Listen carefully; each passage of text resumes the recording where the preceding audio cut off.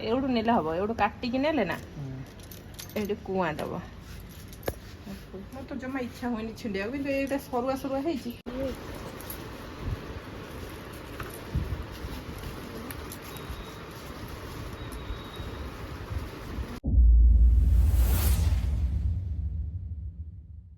हाय नमस्कार जय जगन्नाथ केमती अच्छा कविता महांती ब्लॉग को आपण मानक बहुत बहुत स्वागत जेहेतु मुझे तो बहुत बढ़िया अच्छी आपण मैंने भी बहुत भल थे आज किसी आपण मानक आनी नुआ ब्लॉग रे आज कौन मैंने आनी आपण मैंने निश्चिंत सेयार करी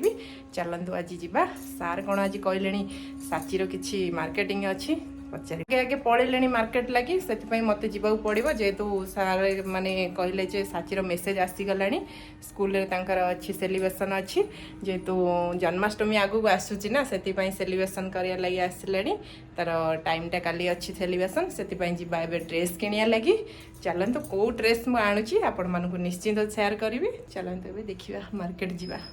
लिफ्ट पाखे पहुँची गलु एवं जा सार चलने आगे आगे आम भी बाहर रेडी हो जाइए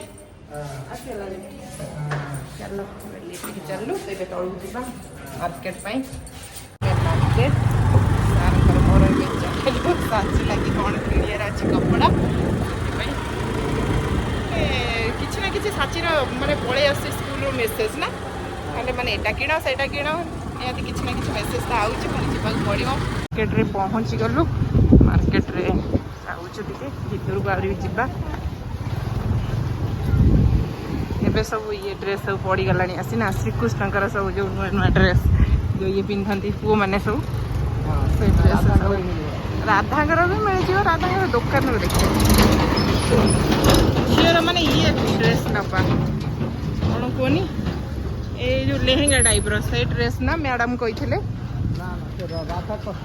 राधा कस्ट्यूम सब्जी पूरा भेंडी कौटू किए जाने भीतर को जा ये कौटी बा ये कौटी देखी आगे आगे अच्छी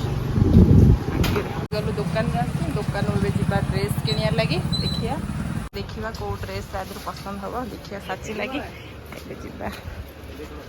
साची ड्रेस देखिया लगी ऊपर जा कपड़ा देखे लगी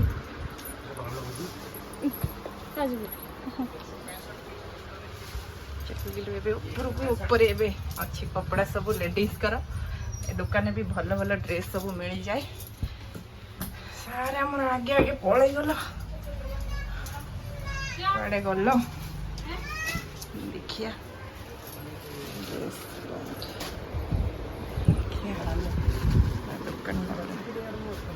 दुकान ड्रेस देखा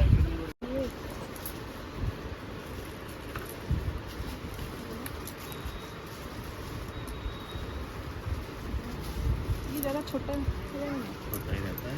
जहाँ तक उठाना है इसको पेट तक खाली दो ये पेट है ना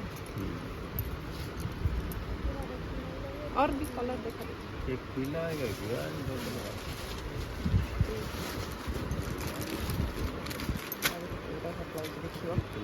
कौन आइले कि आज मार्केट रू मार्केट रू देखु ना नेल पॉलिश आनी जी नेल पॉलिश अच्छा 5 आनी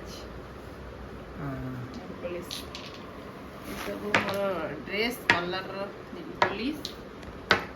आनी आइली झीर तो राधा ड्रेस मिल गला तुम ये कलर चॉइस तुम कलर रे ही आइली तुम चॉइस रे भल लागुची ना जी आइड तो पिंधे देखेबो आर भी डोर गोटे बसिबो एटा डोर बसी बंधा हुए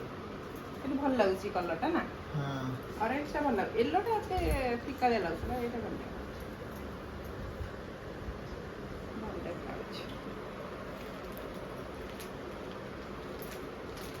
छोट छोट छुआ मैंने पिंधि दिए भल देखा जो ना इटा कौन सोई पइला कि रे मार्केट में आसिली डबुली वाली कि थका लागिला हां मार्केट रे तो हला करथलो ने ए भा निद मारजु इच्छा होनी आज रोसई करियो जानबो ना इच्छा नै सोई पड़ा रोसई तब ड्यूटी जीव कोन खाइबी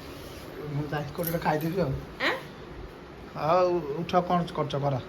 ରୋଷେଇବାସ କରୁନ ଜଲ୍ଦି ଖାଇ ଶୋଇବା ଏ କ'ଣ ରୋଷେଇ କରିବି ଦେଖ ତମର କ'ଣ କରିବ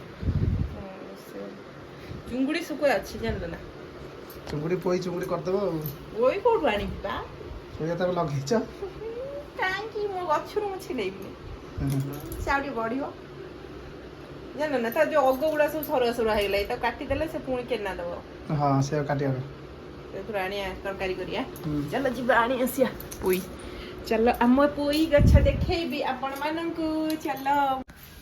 ଚାଲ ଚାଲ କୋଉଠି ପୋଇ ଲଗେଇଛି ଦେଖିବା ପୋଇ ଚାଲ ନା ତମେ ତ ଟିକେ ପାଣି ଦଉନା ଆମ ପୋଇ ଗଛରେ ମୁଁ ଖୋଜ ନା ତମକୁ କହିଥିଲି ସେ ଯୋଉ ଇଏଟା ଆଣିବା ପାଇଁ ସ୍ପ୍ରେଟା ଆଣିବା ପାଇଁ ପୋକ ଲାଗିଯାଉଛି ପତ୍ରରେ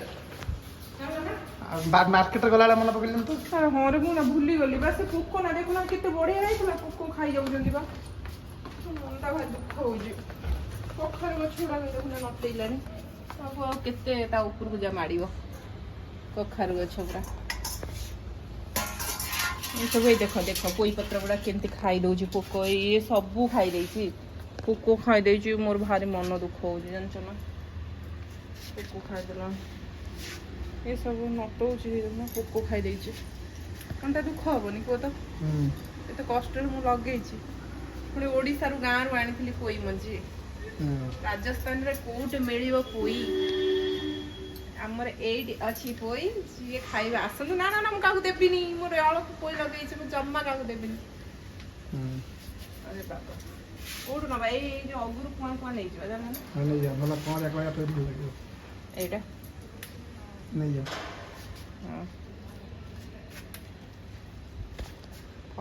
ଏଇଠୁ ନେଲେ ହବ ଏଇଠୁ କାଟିକି ନେଲେ ନା ଏଇଠି କୁଆଁ ଦବ ମୋର ତ ଜମା ଇଚ୍ଛା ହୁଏନି ଛିଣ୍ଡିବାକୁ କିନ୍ତୁ ଏଇଟା ସରୁଆ ସରୁଆ ହେଇଛି କାଟିକିରି ଥାଉ ତାକୁ ବଢ଼ିଆ ଲାଗିବ ଚିଙ୍ଗୁଡ଼ି ଶୁଖୁଆରେ ପକେଇଲେ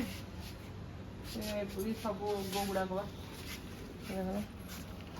ନଟେଇଛି କେମିତି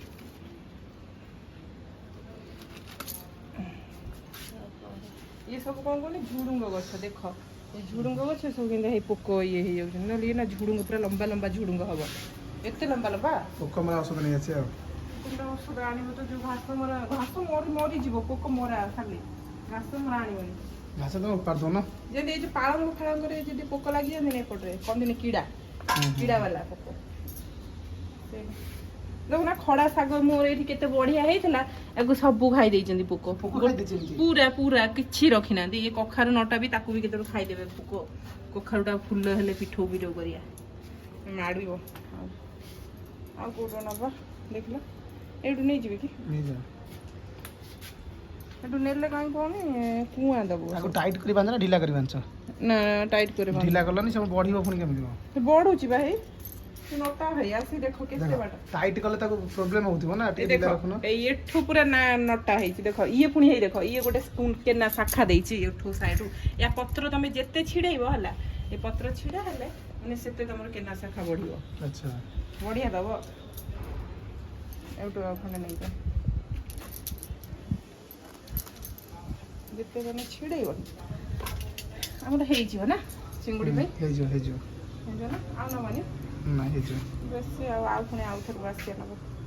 ଚାଲ ପଳେଇ ଆସିଲା ଯିବା ଏବେ ପୋଇ ଚିଙ୍ଗୁଡ଼ିଟା ବନେଇବା ଚିଙ୍ଗୁଡ଼ିଟାକୁ ଆଗେ ଧୋଇ ଧାଇ ସଫା କରିଦେବା ତାପରେ ଏବେ ପୋଇ ଚିଙ୍ଗୁଡ଼ି ବନେଇବି କେମିତି ଆପଣମାନେ ନିଶ୍ଚିନ୍ତ ଦେଖିବେ ପୋଇ ଚିଙ୍ଗୁଡ଼ି ତରକାରୀ ତ ବହୁତ ବଢ଼ିଆ ଲାଗେ ମୁଁ ତ ବହୁତ ଥର ପୋଇ ଚିଙ୍ଗୁଡ଼ି ବନେଇଛି ପୁଣି ବି ଯାଉଛି ଯେହେତୁ ମୋର ଗଛ ପୋଇଟା ମୁଁ ଲଗେଇଛି ପୁରା ଏ ପୋଇ ବି ବହୁତ ମିଠା ଲାଗେ ବଢ଼ିଆ ଟେଷ୍ଟି ପୋଇ ଏବେ ଯିବା ଚିଙ୍ଗୁଡ଼ି ଶୁଖୁଆ ଧୁଆଧୁଇ କରିଦେବା ତାପରେ କାଟିବା ପୋଇ କାଟିକିରି ତାପରେ ରୋଷେଇ କରିବା ସାର୍ କହୁଥିଲେ ଆଇଁଷ ଆଣିବା ଲାଗି ମୁଁ କହିଲି ଆଜି ଆଣନି ଆଜି ମୁଁ ପୋଇ ଚିଙ୍ଗୁଡ଼ି କରିବି ଆଜି ଜମା ବି ଆଣିବନି ସେଥିପାଇଁ ଚାହିଁଲିନି ମୁଁ ପୋଇ ଚିଙ୍ଗୁଡ଼ି ପାଇଁ ନେଇ ଆସିଛି ଏ କଦଳୀ ବି ଥିଲା ଫ୍ରିଜ୍ରେ ଏ କଦଳୀ ଆସିକିରି ମାନେ ଶୁଖିଗଲାଣି ଯେହେତୁ ମାର୍କେଟରୁ ଆସିଥିଲା କଦଳୀ ବହୁତ ଦିନ ହେଇଗଲାଣି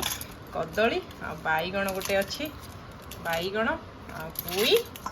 ଏ ପୋଇ ତ ପୁରା ବହୁତ ଟେଷ୍ଟି ଲାଗିବ ଏବେ ତାକୁ କଟାକଟି କରି ଏବେ ଯିବା ରୋଷେଇ ଆରମ୍ଭ କରିବା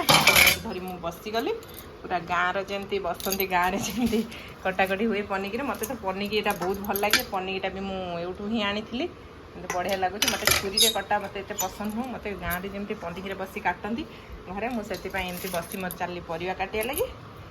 ଯିବା ଏବେ ରୋଷେଇ ଜଲ୍ଦି ଜଲ୍ଦି କରିବାକୁ ପଡ଼ିବ। ଏ ପୋଇ ଆଣିଥିଲା ବନଉଛ କି? ଏଇଆ ପୋଇ ଚିଙ୍ଗୁଡ଼ି କରିବା। ଚିଙ୍ଗୁଡ଼ିଟା ଭାଜି ଦେଇଛି।